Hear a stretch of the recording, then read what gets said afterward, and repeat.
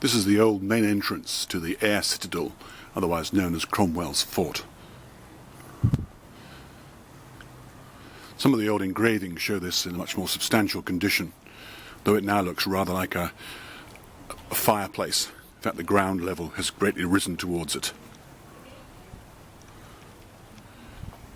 Later, this was part of the Barony of Montgomerieston, the whole of the 16 acres within the fort having been given to the Earl of Eglinton in reparation for his support of King Charles I.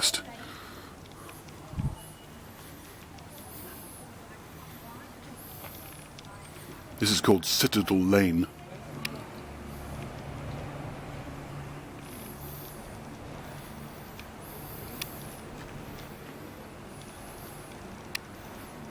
This is part of the internal area of Cromwell's fort, or the Ayr Citadel. 16 acres were enclosed within the 6 bastions of the castle itself. This is St. John the Baptist Church. At the time of Cromwell, the church was incorporated within the actual buildings of the castle. He built them a new church.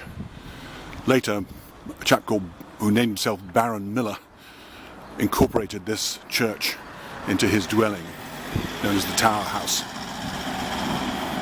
After that, his house was removed, and we see the church as it stands now.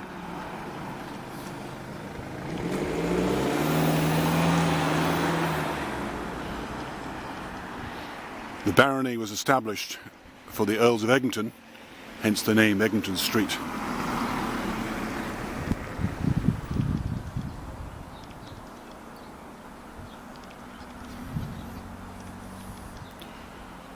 The cost of construction here was so high that Cromwell is said to have muttered whether the castle was built of silver.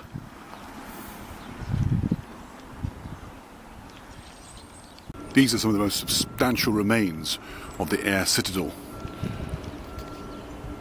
This lookout tower at the end is not contemporary. It's known as Miller's Folly. It was built by the self-titled Baron Miller at a much later stage. Hans Ewald Tessin built this castle for Cromwell. It's one of 5 citadels built throughout Scotland. This is by far the largest. Only in use for a relatively short time. It was partly dismantled to prevent the supporters of King Charles II from using it for defence. It had a freshwater moat around it until about the 1800s. As stated, the lands here were given in reparation for war damage to the Earl of Eglinton, who'd been a great supporter of King Charles I. It was erected as a regality in a barony, and he named it Montgomerieston. He also had the right to take any vagabonds or unemployed people and bring them down here, where for 15 years in the case of vagabonds, up to 5 years for the case of the unemployed, they had to work for the Earl in a wool factory. Much of the Ayr Citadel was constructed using stones taken from Ardrossan Castle, which, being one of the properties of the Earl of Eglinton, is another reason why this citadel was passed to him. The wool factory mentioned previously was not very successful. The barony was sold, but later it was repurchased by the Countess of Eglinton, Lady Susanna Montgomery, who had been the wife of the 9th Earl of Eglinton and the mother of the unfortunate 10th Earl. She established a brewery here, which was successful for a few years.